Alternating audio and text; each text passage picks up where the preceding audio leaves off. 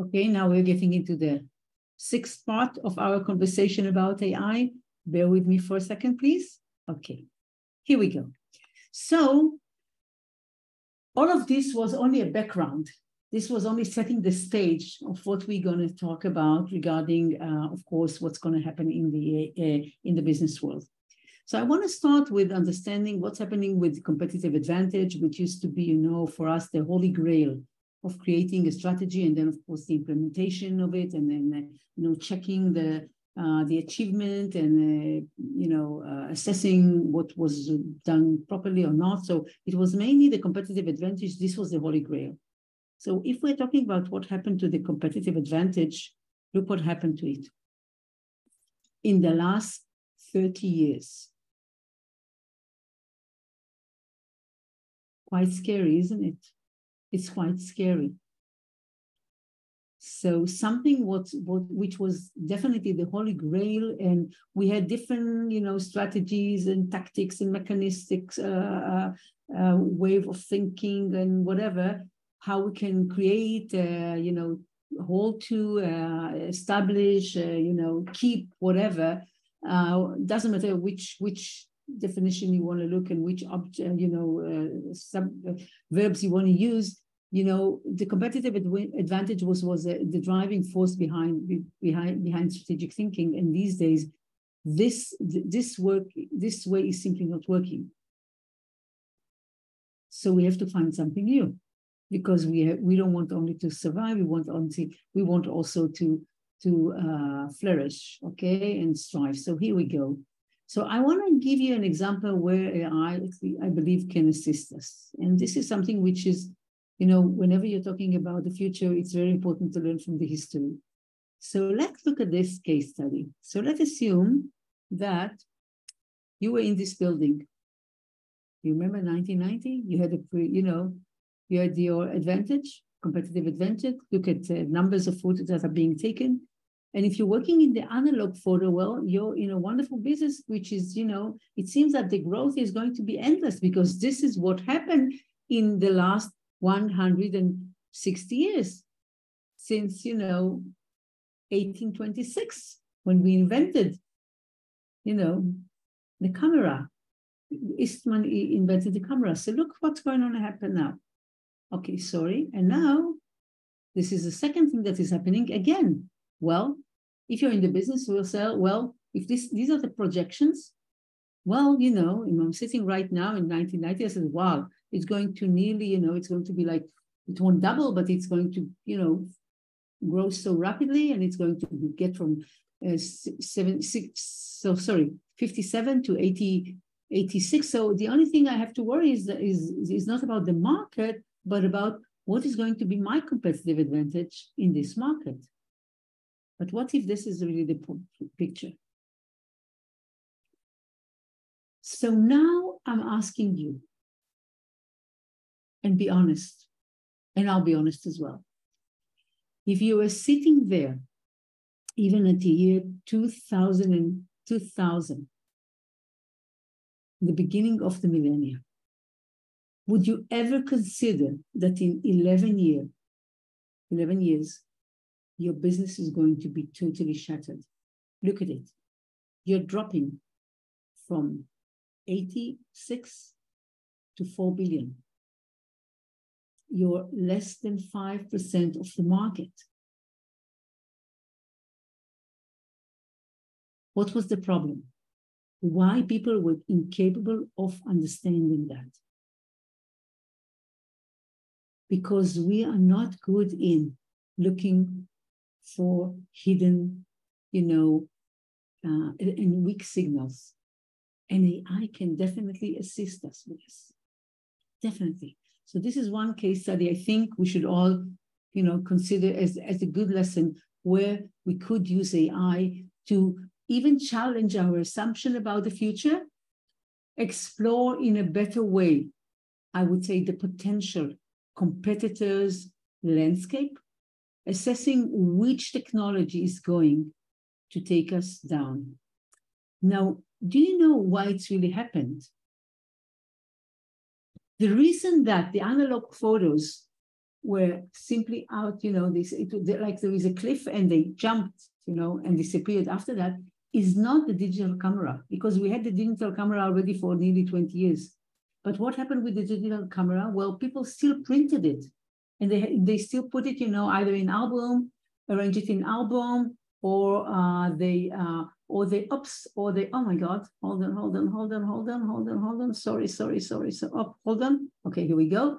So we were still capable of, putting them either on the refrigerator door or in our albums. This is what we used to do. But then, so in a sense, the digital cameras weren't capable of really competing in the sense of the usage.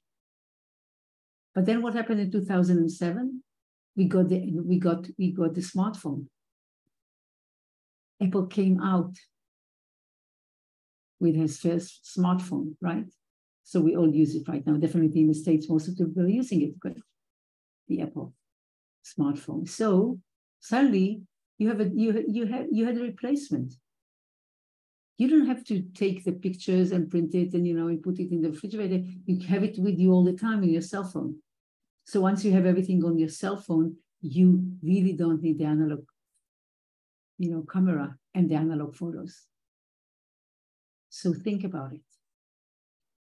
I think AI could have done a better work in assessing this kind of threats, okay, to the analog, cameras and photos, business. So here we go.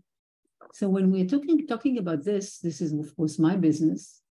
So I think hopefully I'm going to give soon a very serious lecture about my profession. So this source is of course Emmy Webb, the wonderful futurist from the Future Today Institute, and you see what she's showing. She's showing us so we can use AI to understand what is best for tactics, what is better for strategy, and what is best for vision when we are talking. So perhaps if we would have said in 1990, we would have said perhaps we should do either of two things: take our knowledge in chemical and create, another business, disrupt, another business, or we should take into consideration that we will have to move to a new platform in order to compete, and we will have to give up on our I would say, change of profits and revenues and profits, all our sources,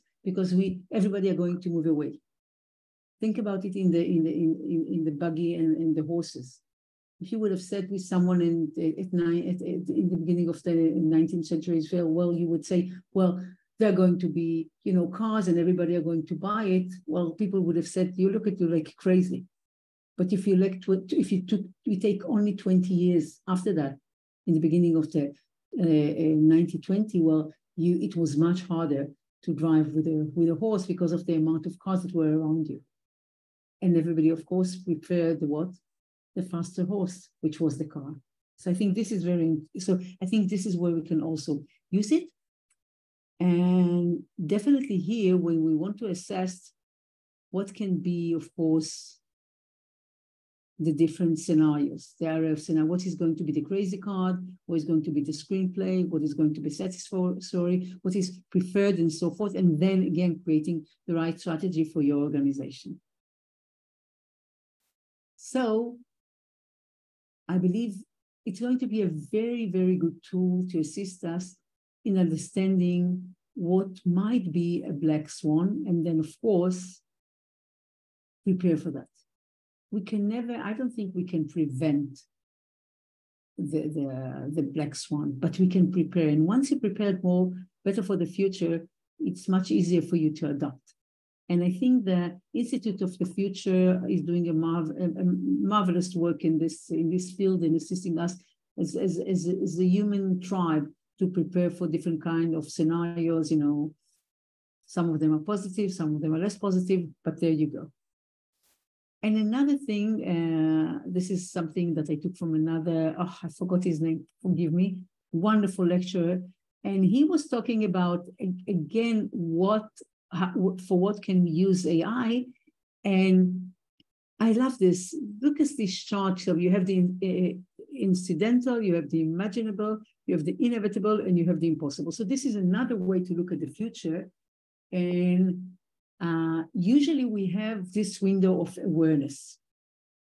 But because AI, I believe, is thinking different than us, I believe it can go deeper in what we think is either impossible or might be even accidental. So we are going to have a partner that thinks different than us and can show us things that we can't see because of our biases. If I'm not mistaken, I read in one of the articles I read lately that we have 104 human biases. So meaning it means that when you're running away from one bias, you're definitely falling into the trap of another one. And I think it's beautiful. And we can't put a team of 104 or 10 people every time and make sure that each of them has only a different bias. So he can create it can be the contra against, he can create the contra, I would say, evidence or based or argument against someone else. So we would only argue all the day long, and we will never proceed with there won't be any progress. I think this gives us a very interesting framework as well to look at things. And just to give you the last example for today, which is, of course, the remarkable work of relativity. Because what happened with relativity, these two guys that were very young and ambitious, and they were really a space cadet, and they wanted to open the space for all human race. And one of them was working for Elon Musk, and the other one was working for Jeff Bezos. And they says, well, we don't like the way they create the value chain and the supply chain and I would say the process of which they're building the spaceship. Well, it's ridiculous. It's so old. I mean, because you build it one layer after the other. You have hundreds or thousands of suppliers, and they're bringing you all these small parts, and then you're building it like we built today still, unfortunately, our houses. So there you go. So they created relativity, which right now this was staring. So we saw. So they created using AI and 3D printing. A different kind of a process, and they are aiming to get to 95% of the spaceship that will be created in one shot. I would say they were going to be molded by AI and 3D printing. They already launched on the ground tanks. Sorry, they already launched this one. It was last April. It was amazing. It was only 80%. Created in, by 3D printing, but still this is what on the ground tanks at a certain rate, so that it basically saturates the methane levels to the required concentrations. So that's sort of also what limits them. Like if they were to scrub today, the next attempt is 3 days from now because of that. So yeah. The actual number, see, it says the propellant, but I don't see it because it's too small for me. 23,000. Everything that we've seen is in no, that is the pounds of force or newtons, but that is the force. Okay. Either way, yeah. Yeah, it shouldn't be more than.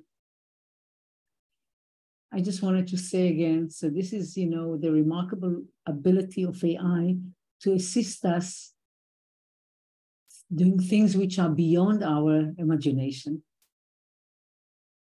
So, combining creativity, deepest belief in us as human beings and our capability to do remarkable things with this unusual tool that we created.